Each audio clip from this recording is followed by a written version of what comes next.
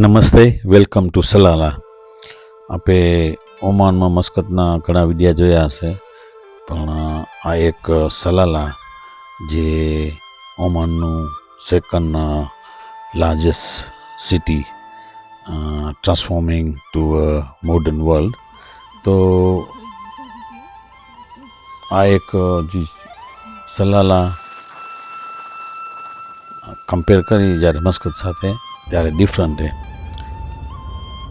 જુલાઈમાં એની ખરીફ સિઝન ચાલુ થાય, એક જાતની સિઝન છે કે ઝીણો ઝીણો ડ્રિઝલિંગ વરસાદ આવે, 2-2.5 મહિના ચાલે, ત્યારે એ આખું સલાલા ગ્રીન થઈ જાય. આપણે એમ લાગશે કે મસ્કત એટલું બધું ડ્રાય ને સૂકો છે અને સલાલા આવું કેમ છે. એ એક એવી જગ્યાએ આખા યુએ એરિયામાં કે આ એમ લાગે ઇન્ડિયાએ, ઘણી વખત એમ લાગે કે આ સ્વિટ્ઝરલેન્ડ એ ઘણી વાર આ બાલી છે. એટલે this is totally different experience. મસ્કતથી સલાલાનો રસ્તો લગભગ 10 કલાકનો, 1000 કિલોમીટર દૂર થાય. અને મસ્કતમાં તમને મુદ્દા આપણે નારિયેળને ફ્રેશ કોકોનટ ન મળે, એ બધા ત્યાં સલાલાથી આવે. As we approaching to the Salala border, we can start seeing the greenery, coconut tree. અને એક એની ખાસિયત છે, જ્યારે એન્ટર થઈ સલાલાની અંદર, ગોઈંગ થ્રુ માઉન્ટેન ને બધા, અમારું ત્યાં 10 કલાક પછી અમે અહીંયા સલાલા પહોંચ્યા છીએ. અને તમે જુઓ છો ડુંગર થોડા નીલા ગ્રીન થવા માંડ્યા છે.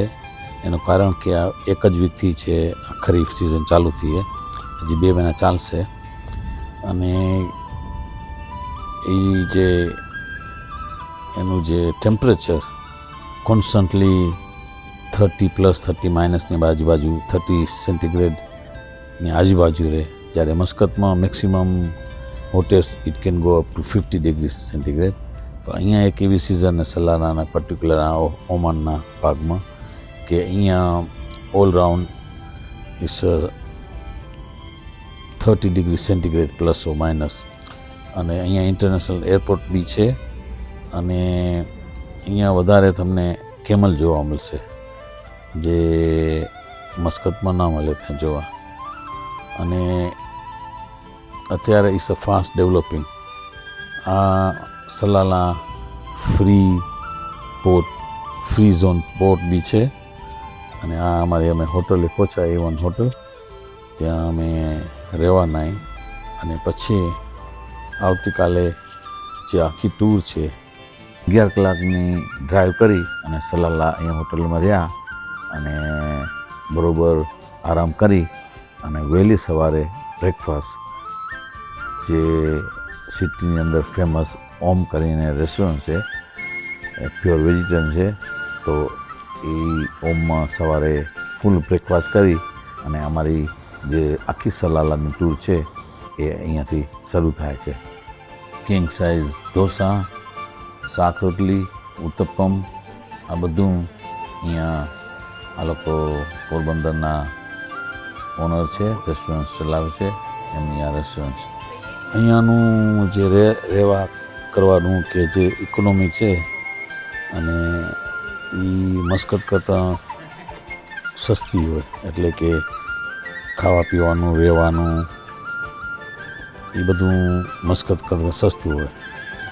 એટલે આમાં આપણા ઘણા ઇન્ડિયન, ગુજરાતી, કચ્છના બી છે. એમાં નારાયણપુરના કાંતિભાઈની ફેમિલી છે, એના ભાઈની ફેમિલી છે. એટલે અહીંયા એ લોકો ટ્રાન્સપોર્ટનો ધંધો કરે છે, ડિલિવરીનો, મસ્કત ટુ ઓમાન. હવે અમારો આ જે આખો દિવસ જે ફરવાનો છે સલાલામાં, લગભગ 100 કિલોમીટરની આજુબાજુમાં જુદી જુદી જગ્યા છે. અત્યારે પહેલાં જ અમે આ ત્યાં સલાલાની બહાર જ આ બધી વાડી દેખાય, ફાર્મ દેખાય ઇન્ડિયાની જેમ જ. અને જુદા જુદા ફ્રૂટ, શાકભાજી, આ લોકો ત્યાં દવા વગર ફાર્મિંગ કરે, ઓર્ગેનિક ફાર્મિંગ કરે. એટલે it's really safe and good for the health અને ફ્રેશલી ત્યાં વાડીમાંથી લઈ અને આગળ એ લોકો ત્યાં સ્ટોલ નાખી અને પબ્લિકને વેચતા હોય. અને તમે એનો જે ટેસ્ટ જુઓ ને એ બધું જો નેચરલ તમને ખબર પડી જાય કે આમાં કેટલી સ્વીટનેસ છે. તો આ અમારી પહેલું જ સ્ટોપ છે. બધું શેરડીનો રસ મળે અને મુદ્દામ.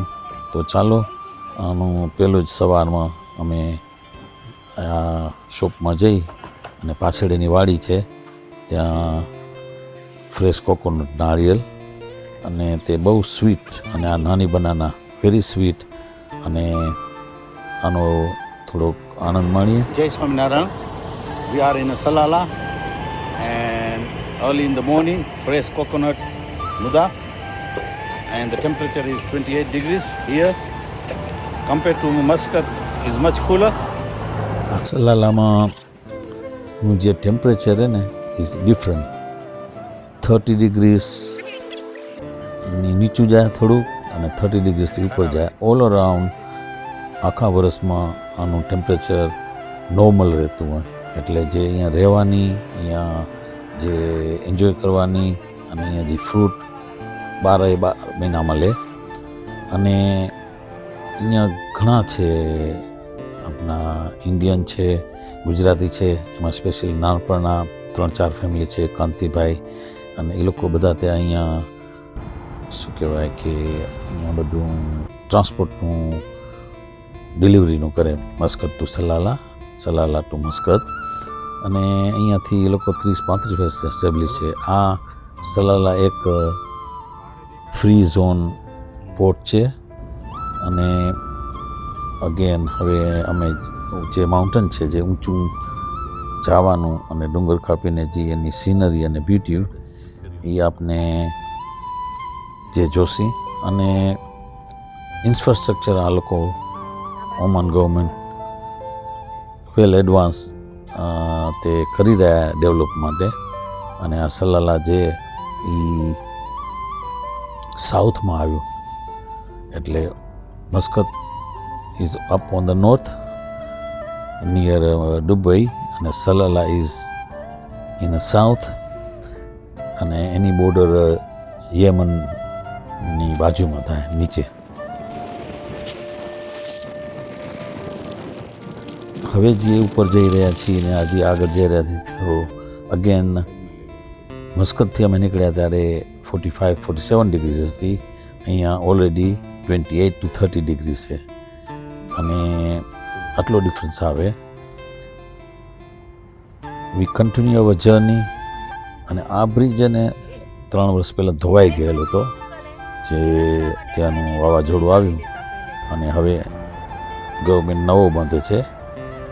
એના ઉપર જાસી પાછે અને ત્યાં પિકનિક કરવાનું છે બધું. અને અહીંયા કેમલ જોવા મળે, જે ઓમાનનું જે આપણે જે કહીને રાષ્ટ્ર પ્રાણી. અને આમાં જો એક્સિડન્ટલી જો કેમલ કંઈક મરાઈ જાય ને થઈ જાય તો આનું હેવી ફાઇન. એટલે બહુ ધ્યાન રાખવું પડે. અને ગમે એ જનાવર, ગધેડ હોય કે બકરો હોય, એને કોઈ એક્સિડન્ટથી કે રસ્તો ક્રોસ કરે ને તો એને જવા દેવાનું. અને આ લોકો અહીંયાના જનાવર સેન્સિબલ છે. તમે જ્યારે જાશો ને ત્યારે રસ્તામાં બહુ આડર નહીં હાલે, એનો રસ્તો પકડતો જ હશે. આપણે ઇન્ડિયામાં ઘણી વખત જોઈએ તો રસ્તામાં બેઠો હોય ગાય, ભેંસ ને પછી જે બુલ હોય એ બધા દોડાદોડ કરતા, એટલે એવું ના મળે. અને હવે એના જે રસ્તા કરેલા, આના જે ઇન્ફ્રાસ્ટ્રક્ચર કરેલું હોય ઇઝ રિયલી બ્યુટિફુલ. અને આમાં તમને ફોર વ્હીલ ડ્રાઈવ ગાડી જોઈએ, કેમ કે હિલે સ્લોપે વાદીમાં જવાનું. તો અત્યારે હવે અમે લગભગ 2000 metre above the sea level અમે હવે we crossing through the cloud. વાદળાની વચ્ચેથી જવાનું હોય અને હજી આગળ વાદળા નીચે રહ્યા હશે અને એનાથી ઉપર જવાનું હોય 3000 metre above the sea level. Security ખાલી ચેક કરી અને ત્યાં તમને કન્ફર્મ કરીને આગળ જવા દે. અને ત્યાં આ અત્યારે લગભગ ઘણા ઊંચા આવી ગયા, વાદળા નીચે રહી ગયા, અને અહીંયા તમને ગાયું જોવા મળે. એટલે અહીંયા ફાર્મિંગ થાય ગાયની, સલાલામાં, અને એનું અહીંયા બધું જે ડેરી પ્રોડક્ટ છે, દૂધ છે, એ બધું ફ્રેશ મળે. અને આ થોડું ગ્રીન હવે ચાલુ થયું, કેમ કે એક વીકથી જે ખરીફ સિઝન જે ચાલુ થઈ ને, મહિના પછી આખું ઇટ વિલ ટ્રાન્સફોર્મ આઇલેન્ડ થઈ જશે એવું લાગશે, સ્વિટ્ઝરલેન્ડ જેવું આખું વાતાવરણ. અને આ દેખાય કે visibility really poor, fog light કરવી પડે, બહુ ડ્રાઈવ કેરફુલથી કરવું પડે, અને ઓચિતાની બ્લાઇન્ડ સ્પોટ આવી જાય, કેમ કે 3000 above the sea level highest point ઉપર પહોંચી ગયા. તો વાદળા પાસ થાય અને ઝીણો વરસાદે આવે અને સડનલી બ્લેકઆઉટ થઈ જાય. એટલે we are right at the top, અને આ ગૌ માતા દેખાય છે, અને નેચરલ જે વાતાવરણ, એન્વાયરમેન્ટ જે આપણે ઇન્ડિયામાં જોવા મળે. હવે અમે જઈ રહ્યા અહીં, જે નેક્સ્ટ પોઈન્ટ છે તે સિંકહોલ મીન્સ કે એ એક કુદરતી પહેલાં ઘણો ટાઈમ સુધી ગ્રહ આકાશમાંથી પડી અને મોટો ખાડો કરી નાખ્યો માઉન્ટેનની અંદર. આનો પ્રોપર અનુભવ કરવા માટે અમે ગાડીથી બહાર નીકળ્યા, અને ગાય પાસે ગયા તો કંઈ ડેન્જર નથી, અને જે ફ્રેશનેસ, જે natural beauty is different, you can feel it. પોલ્યુશનની, કોઈ ગંદકીની, ઇઝ ટોટલી ડિફરન્ટ વર્લ્ડ. અને હવે અમે જશી સિંકહોલ. We have parked our car, and opposite is a sinkhole, and is a proper footpath for us to walk to view the best position of a sinkhole. And for safety and security, it has been properly cordoned off, so it's quite deep and dangerous. સામે ગાડી park કરી અને walk કરી અને અમે અહીંયા સિંકહોલની જે view point છે ત્યાં પહોંચી આવ્યા. કેમ કે એટલું ઊંડું છે, એટલું ડેન્જરસ છે કે એટલા માટે આ લોકો બાઉન્ડ્રી કરીને વ્યૂ પોઈન્ટ તમને દેખાડ્યો. એટલે આનું જે વિડીયો પાડવો રાઈટ તળિયા સુધી ઇઝ ડિફિકલ્ટ અનલેસ કે ડ્રોન હોય તો થાય. પણ આ જે મેં વાત કરી કે અહીંયા ગ્રહ મોટો પડેલો અને આ માઉન્ટેનને આખો ખોદી અને સી લેવલ અને આનું ગ્રાઉન્ડ લેવલ એક જ થઈ ગયું, અને નીચે દરિયાનું પાણી. એટલે આ બધી નેચરલ. હવે સિંકહોલ અમે જોઈ લીધું, પણ એની જે વેજીટેશન છે, એના જે ઝાડ પણ ફૂલવા અને ખીલવા માંડ્યા, એ મહિનાની અંદર આખું ગ્રીન થઈ જશે. કોઈ તમને પથ્થર કે ઝાડ સૂકેલું ન દેખાય, અને જાણે સ્વિટ્ઝરલેન્ડ છે કે આઇલેન્ડ છે એવું બધું લાગશે. અને હવે અમે જઈ રહ્યા જે નેક્સ્ટ ડેસ્ટિનેશન એક કેવ છે, અને અગેન એ બીજા 60 કિલોમીટર દૂર છે. એટલે આ ડુંગરના રસ્તામાંથી જે રસ્તા કરેલા, લગભગ અત્યારે 1 વાગ્યો છે, અને હવે અમે જઈ રહ્યા અહીં જે કેવ મેં તમને વાત કરી. અને એ કેવ લાઈક હેંગિંગ કેવ, આમ ટીંગે રીતે એમ થાય કે યાર કેવી રીતે કુદરતે ડુંગરને અધવચ્ચે રાખેલા. એટલે આ એક ત્યાં દરિયાકાંઠો છે, અને દરિયાકાંઠાની ઉપર આ કેવ આવેલી છે, અને ત્યાં વ્યૂ પોઈન્ટ છે, અને પિકનિક કરવાનું, દરિયામાં નાહી શકો એ બધી અહીંયા. અને આમાં જે વેવ જે આવે ને, જે એક જાતનો ફાઉન્ટેન નીકળે પાણીનું, જે દરિયામાંથી ઊંચું જમીનની વચમાંથી, એક નેચરલ કુદરતી અજાયબી છે. તો ચાલો નિહાળીએ કેવ. અમે પૂછ્યા આ સી સાઈડે, અને આ જે બ્રિજ તૂટી ગયો હતો ને એ નવો બ્રિજ થયો, એના ઉપરથી થઈને જવાનું. અને આ ત્યાં કેવ આપણે જોઈ રહ્યા છો. It's a stunning view and natural beauty of the Salalah is different than way you see. અહીંયા બધી કેન્ટીન છે, તમે અહીંયા આરામ કરી શકો, અહીંયા તમે બેસી શકો, અને તમે જે દરિયાની જે અંદરથી જે ફુવારા નીકળશે, અંદરથી જે ફાઉન્ટેન નીકળે એની તમે મોજ માણી શકો. અને તમે અહીંયા ઘણી ફેસિલિટી, અધર થિંગ અહીંયા કોઈ જાતની બીક નહીં. તમે એકલા હો, તમારી વસ્તુ પડી હોય કે તમે અહીંયા આરામથી ફરવાનું. The whole beauty and good about the Oman is the safest country.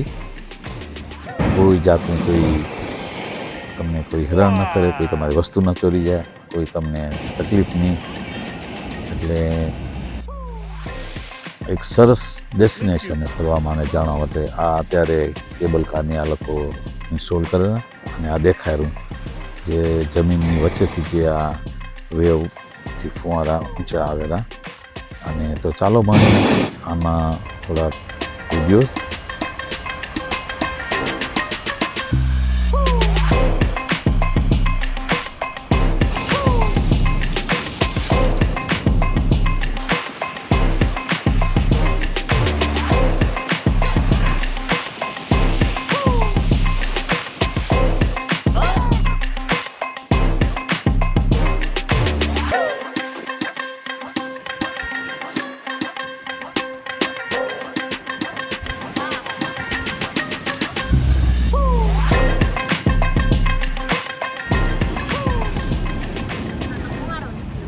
આ આપણા માતાજીઓ આરામ કરીને અહીંયા દરિયાની સિનરીનું જે ફાઉન્ટેન નીકળે એ જોઈ રહ્યા છે અને આનંદ માણી રહ્યા છે. અને હવે ઓલમોસ્ટ 2 વાગી ગયા, તો ત્યાં દરિયાકાંઠે જઈ અને ત્યાં જે સવારે બધું લંચ લઈ આવે છે, નાસ્તા પાણી, ત્યાં બેસી અને દરિયાકાંઠે જમી અને પછી જે નેક્સ્ટ જે છે જે જર્ની એ આપણે આગળ માણીએ, આગળ આપણે જોશી.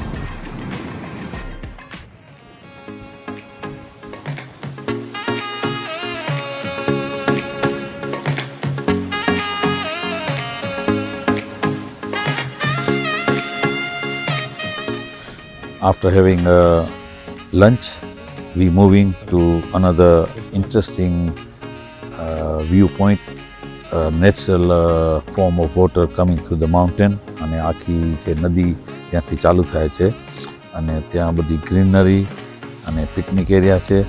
અને આપણે એમની જે ઝાડ છે એમના જે છે બ્યુટી છે, અહીંયા માણસો આવી અને નાહી શકે છે. અને જુદી જુદી માઉન્ટેનમાંથી પાણી નીકળી અને એક નદી ચાલુ થઈ જાય. અને અત્યારે હજી થોડી છે, બિકોઝ ખરીફ સિઝન ચાલુ નથી એટલે ઓછી છે, નકવા ભરપૂર રહે. અને આ પાણી નેચરલ ફ્રેશ, આની અંદર ફિશ રે, કમળ છે, અને તમે આમાં નાહી શકો. અને આ નદી બહુ લાંબી છે, આ all the way going through the Salalah. અહીંયાથી લગભગ 60-70 કિલોમીટર દૂર છે સલાલા. પણ એ બધું પાણી જે ઓમાનના સુલતાન છે એનો જે મોટો અહીંયા બંગલો છે, મોટો ફાર્મ એની અંદર જાય અને એ લોકોને જેટલું જોઈએ એટલે એ ત્યાં વાપરે ને બીજું દરિયામાં જાય. અને આ જુદી જુદી ફિશ આ પાણીની અંદર રહે અને પોતાનું ઘર કરે. તમે જોયું ને જે સર્કલ બનાવેલું હોય, પોતાની ટેરિટરી બનાવે અને તમે એને ભાત આપી શકો, ખાવાનું આપી શકો. અને એક આ જાને ડુંગરમાંથી પાણી નીકળે. આપણે જો ઇન્ડિયામાં હોય તો અને ગંગા બનાવી જાય. આ 12 મહિના કોન્સ્ટન્ટલી નદી ચાલુ જ હોય. અને અત્યારે અંદર કમળ છે, તો એમ થયું કે ચાલો કમળને લઈ આવી અને ત્યાં મંદિરે આપશે. ફરાવીને કરાવવા તો એ ખુલી જાય છે. આ કમર છે.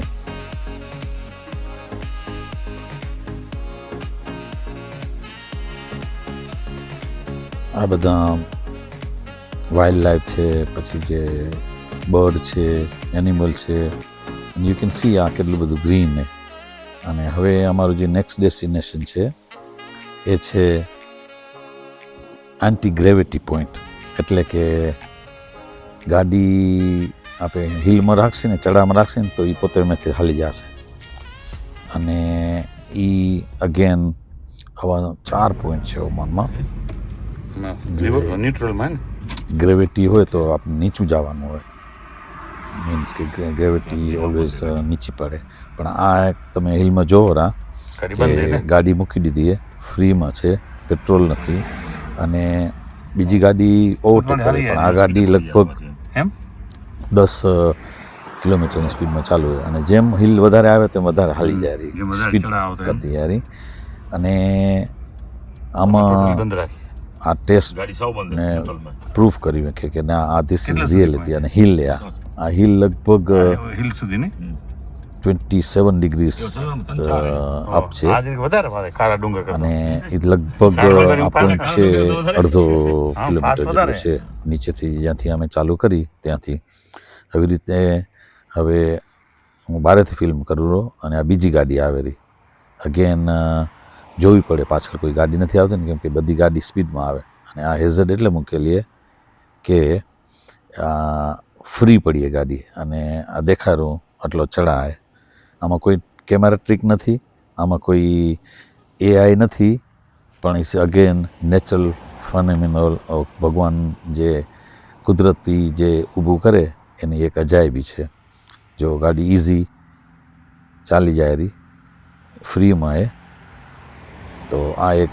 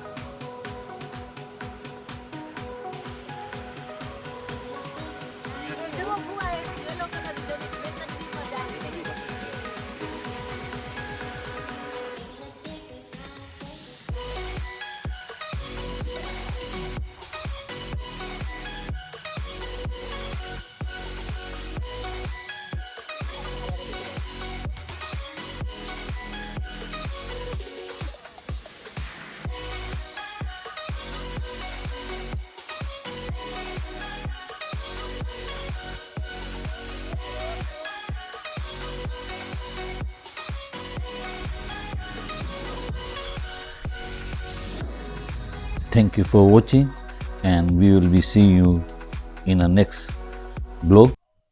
Jai Shri Swaminarayan.